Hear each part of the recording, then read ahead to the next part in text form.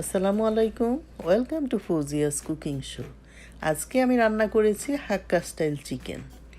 চিকেনটা রান্না করার জন্য এখানে আমি 600 গ্রাম নিয়েছি চিকেন ব্রেস্ট। এটাকে কেটে ছোট ছোট করে এখন আমি অ্যাড করে দিচ্ছি সামান্য পরিমাণ লেবুর রস।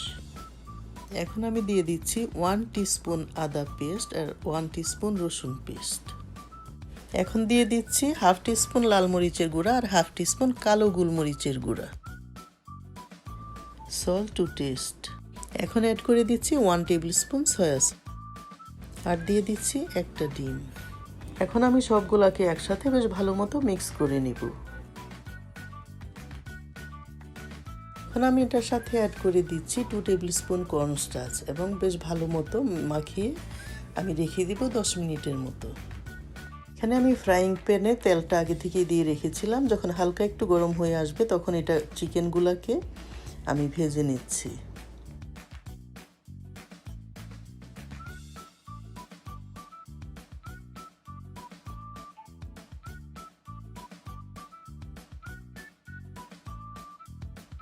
ফ্রাইং প্যানে আমি 2 টিস্পুনের মতো অয়েলটা দিয়ে রেখেছিলাম। এর সাথে আমি দিয়ে দিলাম 1 টিস্পুন করে আদা রসুন কুচি,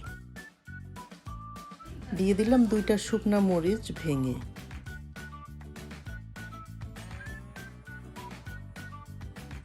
এখন আমি দিয়ে দিচ্ছি স্কোয়ার সাইজ করে কেটে রাখা 1 কাপ রেড অনিয়ন।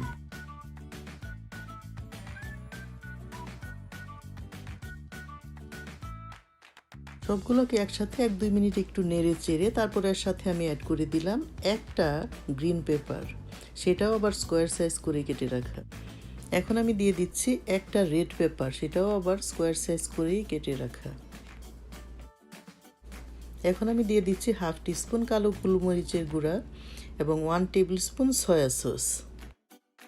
আমি সবগুলোকে বেশ ভালো মতো মিক্স করে তারপরে হাফ কাপ পানি দিয়ে 2-3 মিনিটের জন্য জাস্ট এটাকে আমি ঢেকে দিব।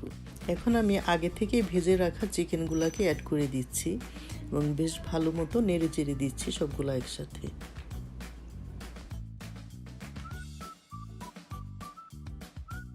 নিয়ে নিচ্ছি হাফ কাপের মতো পানি, এর মধ্যে 2 টেবিল স্পুন কর্নস্টার্চ আবারও গুলিয়ে এটার সাথে আমি দিয়ে দিব।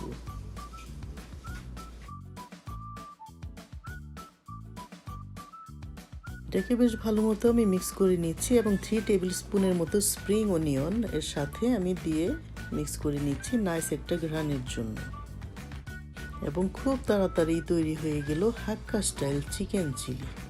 আপনারাও ট্রাই করতে পারেন, আশা করি ভালো লাগবে। আবারও কথা হবে নতুন কোনো রেসিপি নিয়ে। সে পর্যন্ত আপনারা সবাই ভালো থাকবেন।